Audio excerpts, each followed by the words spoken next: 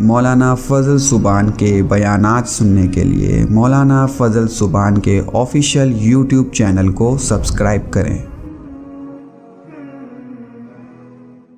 واجب الاحترام عزیزان گرامی، آپ کے سامنے قرآن کریم فرقان مجید کی ایک آیت کریمہ تلاوت کی اور سرکار دو عالم تاجدار مدینہ محمد مصطفیٰ احمد مجتبیٰ صلی اللہ علیہ وسلم کی حدیث مبارکہ پیش کی۔ قرآن کریم کی اس آیت میں ہجرت کرنے والوں کے ثواب کو اور مقام کو بتایا جا رہا ہے۔ یہ سفر کا مہینہ ہے اور مدینے کی طرف ہجرت بھی سفر کے مہینے میں ہوئی۔ اسی مناسبت سے اس موضوع پر کچھ گزارشات کرنا چاہوں گا۔ اس آیت میں اللہ فرماتے ہیں کہ وہ لوگ جنہوں نے اللہ کے راستے میں ہجرت کی بعد اس کے کہ ان پر ظلم کیا گیا، انہیں ستایا گیا، اخرجوا من دیارہم، انہیں ان کے گھروں سے نکالا گیا، اوذوا، انہیں اذیت دی گئی، تو ہجرت کرنے والوں کو ہم دنیا میں بھی اچھا مقام عطا فرمائیں گے، بہترین ٹھکانہ انہیں ملے گا، اور آخرت کا اجر تو بہت بڑا ہے۔ یعنی کوئی یہ نہ سمجھے کہ ان مشقتوں کا بدلہ انہیں دنیا ہی میں مل گیا، اچھا ٹھکانہ مل گیا، اچھا گھر مل گیا، اچھا کاروبار مل گیا، تو اب ان کو آخرت میں کچھ نہیں ملے گا، ایسا نہیں ہے۔ دنیا میں بھی اللہ بہترین نعم البدل عطا فرمائیں گے، اور آخرت کے اجر کے تو کیا ہی کہنے۔ قرآن نے ایک موقع پر کہا کہ جو بھی ہجرت کرے گا، وَمَن يُهَاجِرْ فِي سَبِيلِ اللَّهِ يَجِدْ فِي الْأَرْضِ مُرَاغَمًا كَثِيرًا وَسَعًا، وہ زمین میں کشادگی پائے گا، فراوانی پائے گا، اسے وسعتیں ملے گی۔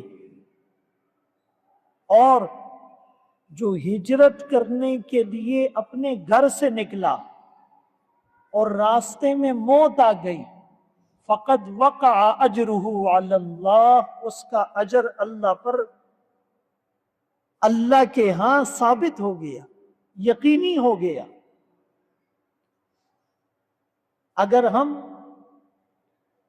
قیام پاکستان کو دیکھتے ہیں تو یہ ہجرت ہی تو تھی کہ لاکھوں لوگوں نے اپنے ایمان کے تحفظ، اپنے عقائد کے تحفظ،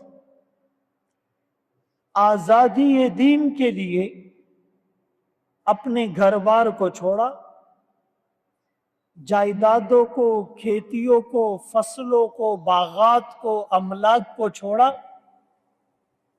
رشتہ داروں کو، برادریوں کو، دوستوں کو، اس ماحول کو چھوڑا، ایک نئے ماحول میں آئے۔ اسی طرح افغانستان کے اوپر جب روس حملہ آور ہوا تو وہاں کے لوگوں نے جہاد بھی کیا، لیکن کچھ لوگوں نے ہجرت بھی کی، مردوں نے، عورتوں نے، بچوں نے، بوڑھوں نے پاکستان کی طرف ہجرت کی، تو ہجرت جب بھی دین کی آزادی کے لیے، اپنے عقائد کے تحفظ کے لیے جو نقل و حرکت یا نقل مکانی کی جائے گی اس کو ہجرت کہا جائے گا۔ اور اتنی بات ضرور ہے کہ ایک وہ ہجرت تھی جو رسول اللہ صلی اللہ علیہ وسلم کے زمانے میں مکے سے مسلمانوں نے کی، اور فتح مکہ کے بعد چونکہ مکہ فتح ہو گیا، مسلمانوں کو غلبہ مل گیا، اب مسلمانوں کے ساتھ ظلم نہیں ہو سکتا تھا، تو اب ہجرت کی وہ ضرورت نہیں رہی تھی جو پہلے تھی۔ اسی لیے فرمایا لا ہجرت بعد الفتح، فتح مکہ کے بعد جو ہجرت ہوگی اس ہجرت کی طرح نہیں ہو سکتی جو فتح مکہ سے پہلے کے حالات میں۔ لیکن اس کا یہ مطلب نہیں کہ ہجرت کا تصور اور کانسیپٹ ختم ہو گیا۔ ایک حدیث پاک میں آپ نے فرمایا کہ ہجرت اس وقت تک منقطع اور ختم نہیں ہوگی جب تک توبہ ختم نہ ہو، اور توبہ ختم نہیں ہوگی جب تک سورج بجائے مشرق کے مغرب سے نہ نکلے، یعنی قیامت قائم نہ ہو جائے۔ توبہ کا دروازہ تو انفرادی طور پر اس وقت تک کھلا رہتا ہے جب تک انسان کی نزع کی حالت شروع نہ ہو جائے۔ چمنگ ورتا زنگدن وو ان اللہ یقبل توبۃ العبد ما لم یغرغر، اللہ بندے کی توبہ قبول فرماتے ہیں جب تک نزع کی حالت نہ ہو، اور انسان کا مرنا اس کے حق میں قیامت قائم ہو جانا ہے۔ من مات فقط قامت قیامتہ، اور اجتماعی طور پر توبہ کا دروازہ قیامت تک کھلا رہے گا۔ تو فرمایا ہجرت ختم نہیں ہوگی یہاں تک کہ توبہ ختم ہو جائے، توبہ ختم نہیں ہوگی یہاں تک کہ قیامت قائم ہو جائے۔ اور حقیقی جو ہجرت ہے وہ ہے گناہوں سے بچنا۔ حجۃ الوداع کے موقع پر جو آپ صلی اللہ علیہ وسلم کا آخری حج تھا، 1,24,000 کم و بیش صحابہ کے مجمع میں آپ نے جو خطبہ ارشاد فرمایا اس کے چیدہ چیدہ نکات کیا تھے؟ فرمایا المؤمن من امنہ الناس علی دمائہم و اموالہم، مومن وہ ہے کہ لوگ اس سے محفوظ رہیں اپنی جان اور مال دونوں کے اعتبار سے، یعنی مومن سے کسی کی جان اور مال کو خطرہ نہیں ہوتا۔ پھر فرمائے المسلم، حقیقی مسلمان کون ہے؟ من سلم المسلمون من لسانہ و یدہ، جس کی زبان اور ہاتھ کی ایذا سے دوسرا مسلمان محفوظ رہے، نہ اس کے ہاتھ سے کسی کو نقصان پہنچتا ہے نہ اس کی زبان سے کسی کو تکلیف پہنچتی ہے۔ اور پھر فرمایا المجاہد، حقیقی مجاہد کون ہے؟ من جاہد نفسا، جو اپنے نفس سے جہاد کرتا ہے۔ بھائی ایک غلط فہمی ہے، کچھ لوگ کہتے ہیں سمجھتے ہیں کہ اصل جہاد تو اپنے نفس سے جہاد کرتا ہے۔ یہ بات یہاں تک تو ٹھیک ہے، لیکن اس سے وہ یہ ثابت کرنے کی کوشش کرتے ہیں کہ وہ جہاد اتنا ضروری نہیں۔ ایسا نہیں ہے، اس جہاد کے جو فضائل ہیں وہ مسلم ہیں۔ اگر وہ جہاد ضروری نہیں ہوتا تو رسول اللہ صلی اللہ علیہ وسلم 27 مرتبہ یا طبقات ابن سعد کے مطابق 29 مرتبہ جنگی لباس پہن کر، جنگی زرہ پہن کر، جنگی ٹوپی اور خوت پہن کر، تلوار ہاتھ میں لے کر میدان میں نہیں اترتے۔ 47 یا 55 مرتبہ آپ صحابہ کی تشکیلیں نہیں کرتے۔ اور دوسری بات کہ وہ جہاد کرنے والا اپنے نفس سے جہاد کر چکا ہے، اس میں کامیاب ہو چکا ہے، اسی لیے تو جان ہتھیلی پر لے کر پھر رہا ہے۔ بھئی یہ نفس سے جہاد، اس نفس کو نماز کے لیے قائل کرنا مشکل ہے، فجر کے لیے اس کو جگانا اور اٹھانا مشکل ہے، لاکھوں روپے کی زکوٰۃ راہ خدا میں دینا مشکل ہے، حج کے لیے جانا مشکل ہے، گرمی میں روزہ رکھنا مشکل ہے۔ تو یہ نفس سے جہاد ہے نا۔ تو جس کو پتہ ہو کہ وہاں جا کر شہید ہو جاؤں گا، زخمی ہو جاؤں گا، تلواریں ہیں، نیزے ہیں، تیروں کی بوچھاڑ ہیں، گولیاں ہیں، بارود ہیں، ٹینک ہیں، میزائل ہیں، اور ابھی تو جنگیں اور خطرناک ہو گئی، تو اپنے نفس سے جہاد میں یہ کامیاب ہوا ہے تب تو میدان میں اترا ہے۔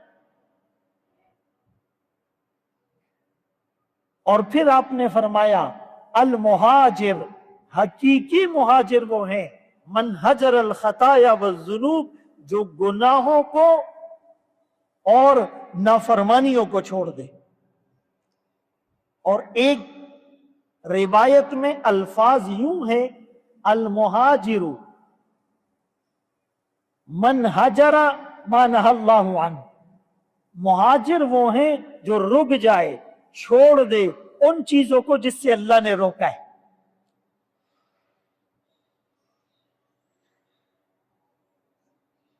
تو میرے محترم دوستو، بھائیو، بزرگوں، مدینے کی طرف جو ہجرت ہوئی اس کے اسباب کیا تھے؟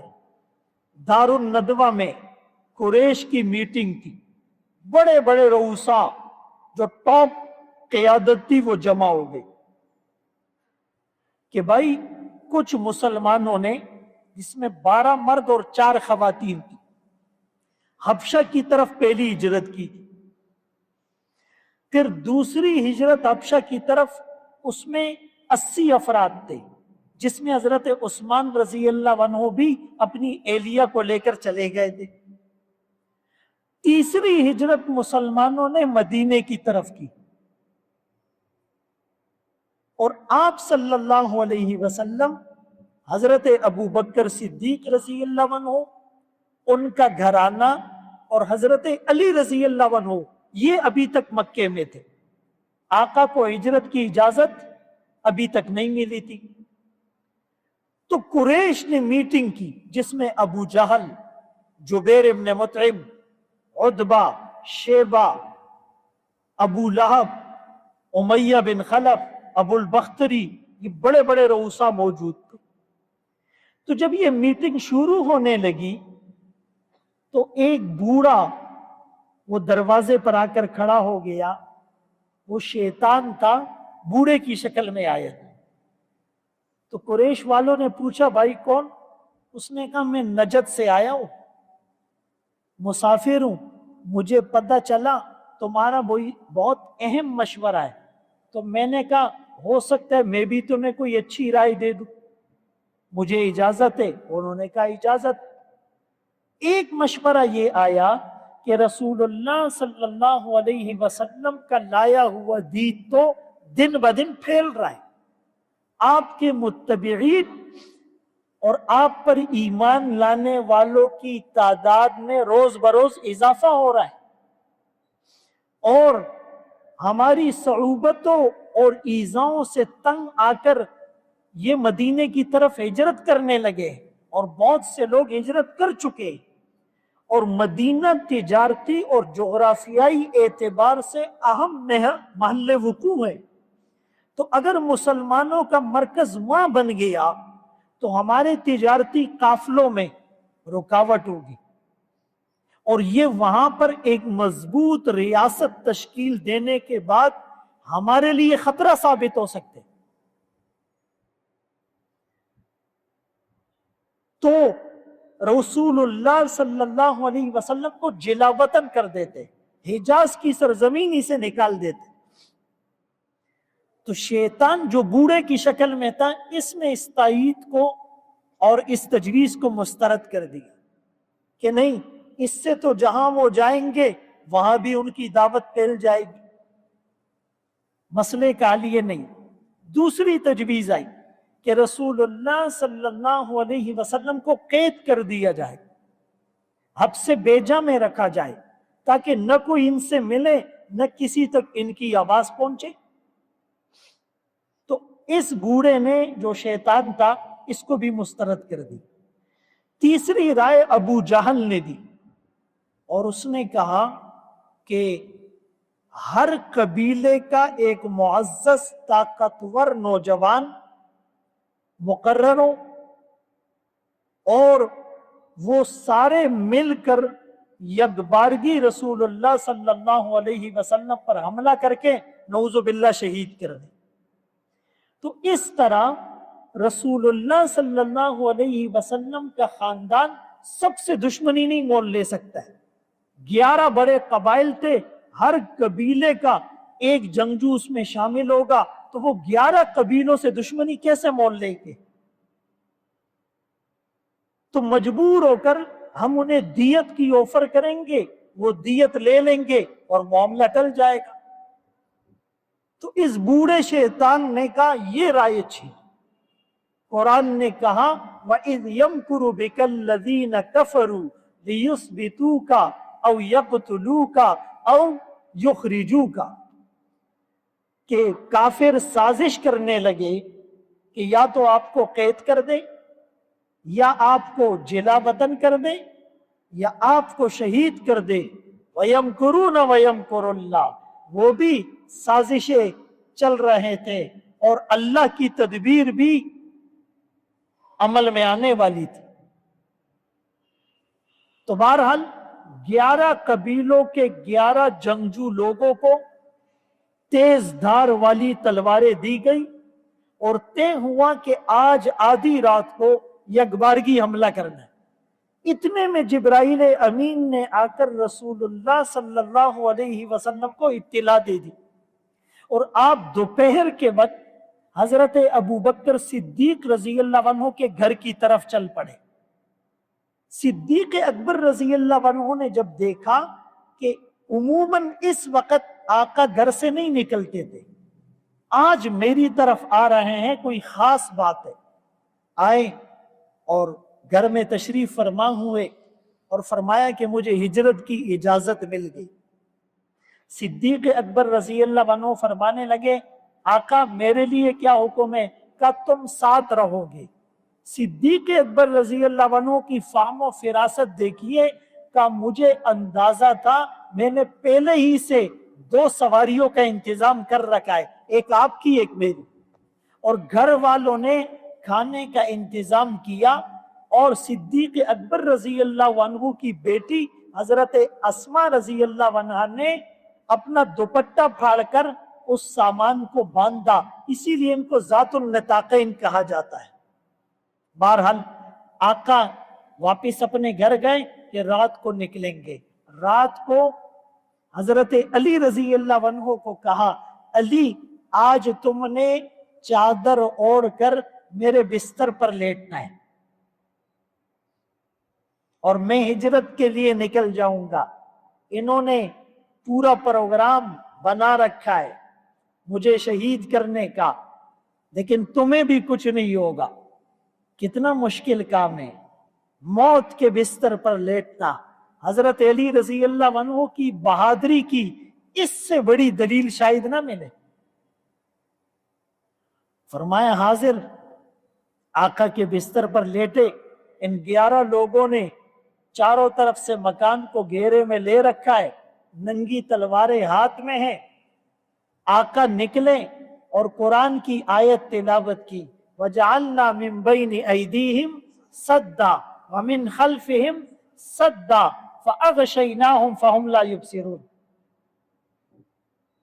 کہ ہم نے ان کے دائیں بھی بائیں بھی بند باندھ دیا ہے، پردے ڈال دیے، ان کو آقا نظر ہی نہیں آئے، آقا نکل گئے۔ اور صدیق اکبر رضی اللہ عنہ کو لے کر غار سور کی طرف گئے۔ غار سور مدینے کی طرف نہیں تھا، یمن کی طرف تھا۔ ان کو ڈوج دینے کے لیے کہ اگر یہ پیچھا کریں گے تو یہ تو مدینے کا رخ کریں گے، یہ ایک جنگی حکمت عملی ہوتی ہے۔ بہرحال عرض کرنے کا مقصد یہ ہے کہ رسول اللہ صلی اللہ علیہ وسلم نے مدینے کی طرف ہجرت کی، اور حبشہ کی طرف کیوں نہیں کی؟ حالانکہ مسلمان 2 بار حبشہ کی طرف ہجرت کر چکے تھے، اور حبشہ کا بادشاہ نجاشی وہ رحم دل بھی تھا، اور بعد میں وہ مسلمان بھی ہو گیا تھا حضرت عثمان اور حضرت جعفر رضی اللہ عنہما کے ہاتھ پر اور ان کی دعوت سے متاثر ہو کر، اور اس نے آقا کی صحبت میں آنے کا ارادہ بھی کیا تھا، لیکن اس کو موقع نہیں ملا۔ تاریخی روایات کے مطابق اس نے 30 افراد کا قافلہ، جس میں اس کا بیٹا بھی شامل تھا، روانہ بھی کیا تھا سمندری راستے سے، لیکن وہ سمندری طوفان کی نظر ہو گیا اور وہ لوگ سمندر میں ڈوب گئے۔ پھر دوسرا قافلہ ان کا آقا کی خدمت میں آیا، اور آقا نے اس نجاشی بادشاہ کی غائبانہ نماز جنازہ بھی پڑھی تھی۔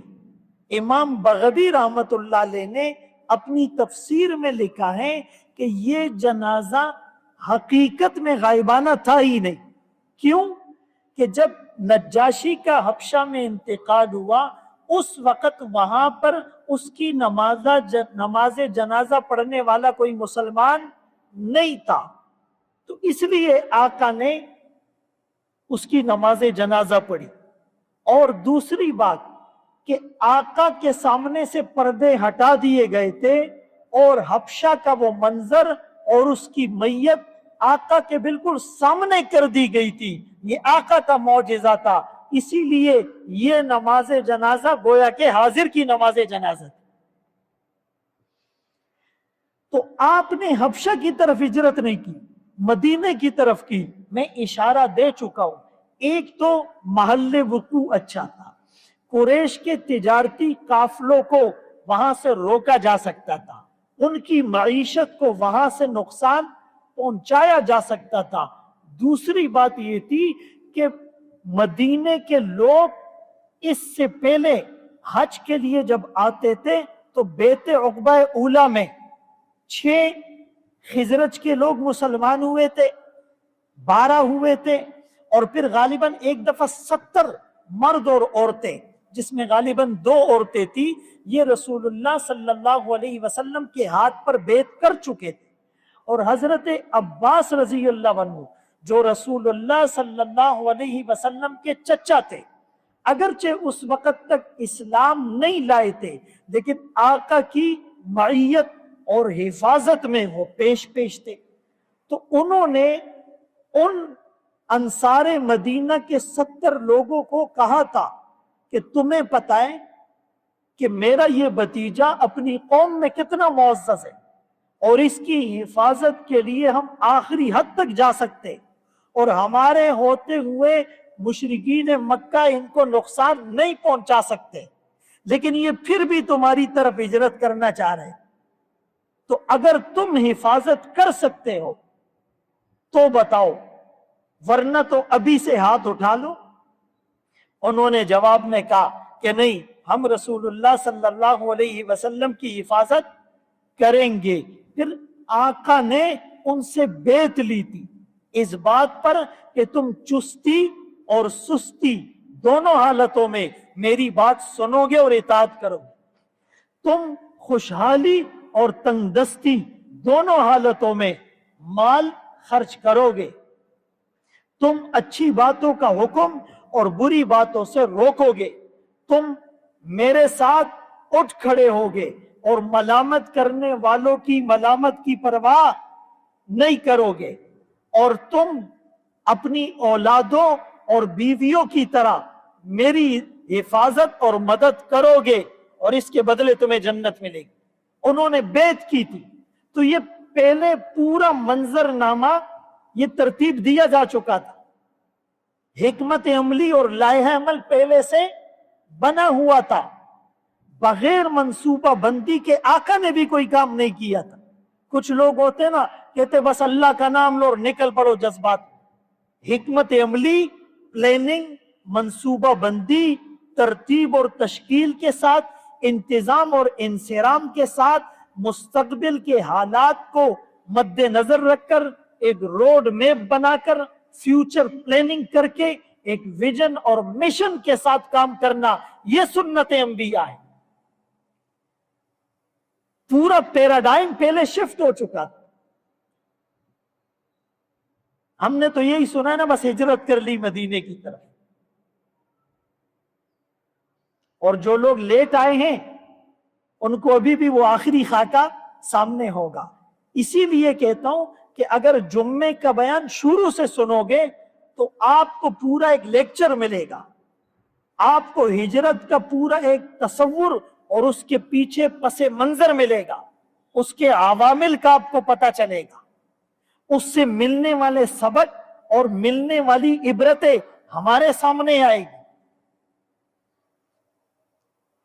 تو بہرحال رسول اللہ صلی اللہ علیہ وسلم نے جب ان سے یہ بیعت لی تو 12 افراد کو نقیب مقرر کیا کہ یہ جو معاہدہ ہوا ہے، یہ جو بیعت ہوئی ہے، یہ جو ایگریمنٹ ہوا ہے، یہ جو رائٹنگ میں مسودہ تیار ہوا ہے، اس کا نفاذ کیسے ہوگا، اس کو نافذ کون کرے گا؟ تو 12 افراد کا تقرر ہوا، اور اس سے پہلے آپ صلی اللہ علیہ وسلم نے مصعب بن عمیر رضی اللہ عنہ کو سفیر اور معلم بنا کر وہاں بھیجا تھا۔ ان کی تشکیل ہوئی تھی تقریباً 1 سال کے لیے، اور انہوں نے حضرت اسد بن زرارہ رضی اللہ عنہ کے ساتھ مل کر مدینے میں ایسی تبلیغ کی کہ 1 سال میں بہت سارے لوگ مسلمان ہو گئے۔ تو آپ گویا کہ ایک مسلمانوں کی بستی میں جا رہے تھے، جنہوں نے آپ کی جان اور مال اور عزت اور آبرو اور آپ کے ساتھیوں کی حفاظت کرنے کا پختہ عزم کر رکھا تھا۔ تو ہجرت، اس کے بڑے فضائل جو میں نے آیات تلاوت کی، فرمایا جو بھی ہجرت کرے گا، ہجرت کا مقصد صرف مقام کی تبدیلی نہیں ہوتا کہ جگہ تبدیل ہو گئی، ہجرت کا مقصد ہوتا ہے کہ وہاں دین پر چلنے میں ہمیں آزادی ہو۔ ایک جملہ ذہن میں آ رہا ہے، ابھی پاکستان میں کچھ دن پہلے اسلام آباد میں مدنی مسجد جو ضیاء الحق کے دور سے قائم تھی، اس کو راتوں رات شہید کر دیا گیا۔ اسی مسجد میں پچھلے سال میں نے جمعہ پڑھایا تھا، اس کے ساتھ مدرسۃ المسلم بھی تھا، اور سننے میں یہ آیا ہے کہ 50 کے قریب مساجد کو قدرتی مناظر آرڈیننس کے تحت شہید کرنے کا پلان ہے کہ یہ مسجدیں قدرتی مناظر اور نیچرل بیوٹی اور خوبصورتی میں رکاوٹ ہے، نعوذ باللہ۔ میں نے پہلے بھی ایک دفعہ کہا تھا کہ نوائز پولوشن ایسا چیپٹر کتابوں میں یونیورسٹیز میں پڑھایا جاتا ہے کہ جس میں مسجد کی تصویر ہوتی ہے اور اس سے اذان کی آواز کی گونج آ رہی ہوتی ہے، اور ایک آدمی نے کانوں میں انگلیاں ٹھونسی ہوئی ہوتی ہے۔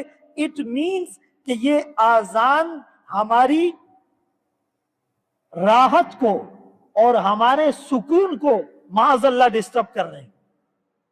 تو یہ ساری باتیں میں مانتا ہوں، لیکن علماء میدان میں اترے۔ یہ جو آپ پوچھتے ہو نا علماء کہاں ہیں، وفاق المدارس العربیہ، جمعیت علماء اسلام، اہل سنت والجماعت، وفاق المدارس العربیہ، سارے علماء نکلے اور وہاں پر پرزور احتجاج کیا، لاٹھی چارج کو برداشت کیا، हुकूमत घुटने टेकने पर मजबूर हुई, उनके साथ मुज़ाकरात हुए कि यहीं पर दोबारा मस्जिद को तामीर करेंगे। ऐसा हुआ या नहीं? और इससे पहले भी इनकी कोशिशें रही है कुछ लोगों की, लेकिन उलमा निकलते हैं, मिंबर और मेहराब से आवाज उठती है। ये इस्लामी मुल्क की निशानी। इंडिया में पिछले 3 महीने में 17 मस्जिदें शहीद हुई। वहां कोई एहतजाज कर सकता है? कोई आवाज उठा सकता है? ये है आजादी और ये है पाकिस्तान का फायदा। आप जितना भी कहो इसमें खराबी है, अब भी दावे के साथ कहता हूं, सबसे ज्यादा मस्जिदें बोलो पाकिस्तान में है, सबसे ज्यादा मदरसे, और ज्यादा मदरसे नहीं, पूरी दुनिया 57 इस्लामी मुल्कों में दरसे निजामी का, विफाकुल मदारिसिल अरबिया का, मदरसे का सबसे अच्छा मैकेनिज्म पाकिस्तान में है। हज और उम्रे पर सबसे ज्यादा लोग यहां से जा रहे होते। तबलीग पूरी दुनिया के लिए मरजा खलाइक रायमंड बना हुआ है, खानकाएं यहां पर है। जिस मुल्क में भी जिहाद होता है आवाज यहां से उठती है, फंड यहां से जनरेट होता है। फलस्तीन और हमास वाले एतराफ करते हैं, मेरी उनसे बजाते खुद मीटिंग्स होती है, वो कहते जितनी फाइनेंशियल और माली सपोर्ट पाकिस्तान कर रहा है 57 इस्लामी मुल्कों में कोई नहीं कर रहा। ये हवाई बातें नहीं है। तो हिजरत का मकसद सिर्फ मकाम की तब्दीली, और यहां मैं ये जुमला कहता हूं, अपने मुल्क में जितनी भी खराबियां हो, अपने घर में आपके खराबी हो, आप अपने घर को तोड़ते हैं, अपने घर वालों को मारते हैं, अपने घर की चीजों और अमलाक को नुकसान पहुंचाते हैं, ये कहां से कॉन्सेप्ट आ गया? ठीक है, एक तबका इसको सेकुलर बनाने की कोशिश कर रहा है, हम इसको इस्लामी बनाने की कोशिश करें। हम खिलाफत राशिदा वाले निजाम के लिए तगोजो करेंगे। हम नामूस रिसालत और खत्म नबूवत पर आंच नहीं आने देंगे। हम अजमत सहाबा और तकद्दुस अहले बैत पर जाने निछावर कर देंगे। हम मस्जिद की एक ईंट की हिफाजत के लिए अपने खानदानों को कुर्बान कर देंगे, लेकिन अपने मुल्क को नुकसान नहीं पहुंचाएंगे। ये तो एक साजिश होती है। और मेरे दोस्तों, ये लाखों लोगों के लिए अमन का गहवारा बना था, इसीलिए नाकदरी नहीं किया था। हां, इस्लाहात की कोशिश वो जारी रहेगी। तो मैं अर्ज कर रहा था कि हिजरत का मकसद सिर्फ मकाम की तब्दीली, दीन की आजादी जहां पर हो, दीन फैलाने के लिए रिसोर्सेज जहां पर मिल जाए।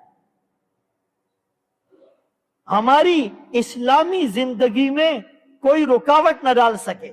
यहां दाढ़ी के लिए लाइसेंस नहीं लेना पड़ता, पगड़ी और अमामा पहनने वाले को कोई नहीं पकड़ता है, हिजाब वाली औरत से हिजाब कोई नहीं खींचता है। हां, हिजरत पर जो फजाइल है, फरमाए लनुबव्वि अन्नहुम फिद दुनिया हसना, जो भी आजादी है दीन के लिए। जैसे आजकल तबलीगी जमात वाले पंजाब जाते हैं, केपीके जाते हैं, पूरी दुनिया में जाते हैं, मकसद दीन की तबलीग है, इनको हिजरत का वो सवाब मिलेगा। मदारिस के तुलबा केपीके से यहां पढ़ने आते, यहां वाले पंजाब जाते, फिर दूसरी जगह जाते, चाइना से लोग यहां पढ़ने आते। आपको पता है पाकिस्तान दुनियावी तालीम में दुनिया की टॉप यूनिवर्सिटीज में शामिल नहीं है, लेकिन पूरी दुनिया से मुसलमान होने वाले, चाहे अंग्रेज हो, चाहे अफ्रीकी हो, एशियन हो, चाहे अरब हो, वो पाकिस्तानी मदरसों का रुख करते हैं कि यहां जैसी पढ़ाई कहीं नहीं होती। और इस वक्त दुनिया के लोग मदरसों में पढ़ रहे हैं, उनको भी हिजरत का सवाब मिलेगा। या हम ये समझते हैं कि इस इलाके से उस इलाके जाने में दीन का फायदा ज्यादा है। मस्जिद के करीब घर महंगा मिल रहा है, लेकिन नमाजें पढ़ पाऊंगा, प्रोग्रामात में शरीक हो पाऊंगा, इस पर सवाब मिलेगा। اور ہجرت کا بدلہ اللہ آخرت میں تو دے گا، ولا اجر الاخرت اکبر، دنیا میں بھی ملے گا، اور مراغمن کثیرا وسعت ہوگی، فراوانی ہوگی۔ میں اکثر یہ کہتا ہوں، ہمارے جن بھائیوں نے ہجرت کی اور وہ پاکستان آئے، چاہے وہ افغانستان سے تھے، چاہے وہ بنگلہ دیش سے تھے، آپ بتاؤ ان کے کاروباروں میں اللہ نے برکت دی ہے یا نہیں؟ یہ ہجرت کی برکت ہے۔ انہوں نے ہجرت کی، قربانی دی، دین کی خاطر آئے، نمازیں پڑھی، حلال کاروبار کیا، اللہ نے برکت دی۔ اور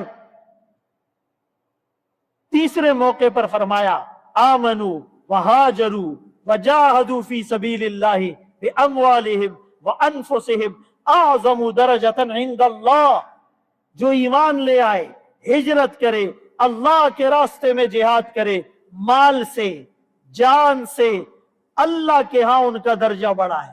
یہ خود اللہ فرما رہے ہیں کہ میرے ہاں اس کا درجہ بڑا ہے۔ وَأُولَئِكَ هُمُ الْفَائِزُونَ، یہ کامیاب ہونے والے لوگ ہیں۔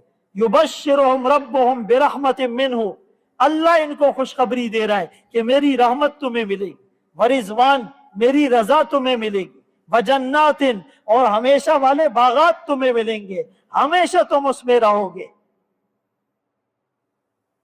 اور فرمایا ہجرت کرنے والا اور نہ کرنے والا برابر نہیں ہو سکتے، جہاد کرنے والا اور نہ کرنے والا برابر نہیں ہو سکتے، لیکن نیت، انما الاعمال، سب ایک دفعہ پڑھ لو، کدا گناہ نہیں، انما الاعمال بالنیات، کبھی کبھی حدیث زبان پر لایا کرو، عمل کا دار و مدار نیت پر ہے۔ یہ حضرت عمر رضی اللہ عنہ روایت کرتے ہیں، اور یہ پوری حدیث ہے، وَإِنَّمَا لِكُلِّ امْرِئٍ مَّا نَوَىٰ، آدمی کو وہی ملے گا جو اس کی نیت ہوگی۔ کیا مطلب؟ فَمَنْ كَانَتْ هِجْرَتُهُ إِلَى اللَّهِ وَرَسُولِهِ، ایک آدمی نے ہجرت کی اللہ اور اس کے رسول اور دین کی خاطر، تو اس کی ہجرت تو اللہ رسول کے لیے ہوگی۔ وَمَنْ كَانَتْ هِجْرَتُهُ إِلَى دُنْيَا يُصِيبُهَا أَوْ امْرَأَةٍ يَتَزَوَّجُهَا، ایک آدمی اس لیے ہجرت کرتا ہے کہ وہاں مال زیادہ کماؤں گا، نیت ہی یہ تھی، یا وہاں کوئی عورت ہے اس سے شادی کروں گا، فَهِجْرَتُهُ إِلَى مَا هَاجَرَ إِلَيْهِ، پھر اس کی ہجرت میں وہ نیت ہوگی، وہ اللہ رسول والی نیت۔ تو اپنے اعمال کو ٹھیک کرنا۔ اور عمر بن عاص رضی اللہ عنہما صحابی رسول ہیں، آقا کی خدمت میں حاضر ہوئے، آقا ہاتھ آگے کیجئے، میں بیعت کرنا چاہتا ہوں۔ دونوں جہانوں کے سردار نے ہاتھ آگے کیا، حضرت عمر بن العاص نے ہاتھ کھینچ لیا۔ آقا نے پوچھا عمر یہ کیا کر رہے ہو، ہاتھ واپس کیوں کھینچ لیا؟ کہا ایک شرط پر، پہلے آپ تسلی اور اطمینان دلا دے کہ اگر میں بیعت کروں گا میرے گناہ معاف ہو جائیں گے۔ آپ نے فرمایا اما علمتا، کیا تمہیں اب تک یہ پتہ نہیں، ان الاسلام یہدم ما کان قبلا، جو مسلمان ہوتا ہے پچھلے سارے گناہ معاف، وان الہجرۃ تہدم ما کان قبلہا، اور جو ہجرت کرتا ہے پچھلے سارے گناہ معاف، وان الحج یہدم ما کان قبلہ، اور جو حج کرتا ہے پچھلے سارے گناہ معاف۔ اس نے ہاتھ آگے کیا اور بیعت کر لی۔ تو یہ فضیلت ہجرت پر ہیں۔ آقا فرمانے لگے انا زعیم، میں ضامن ہوں اس کا، میں ذمہ دار ہوں، میں کفیل ہوں۔ مجھ سے آ کر پوچھو کس کے لیے آپ ضامن ہیں؟ لمن آمن بی، جو مجھ پر ایمان بھی لے آئے، اسلم، اسلام بھی لے آئے، وہاجرا، اور ہجرت بھی کر لے۔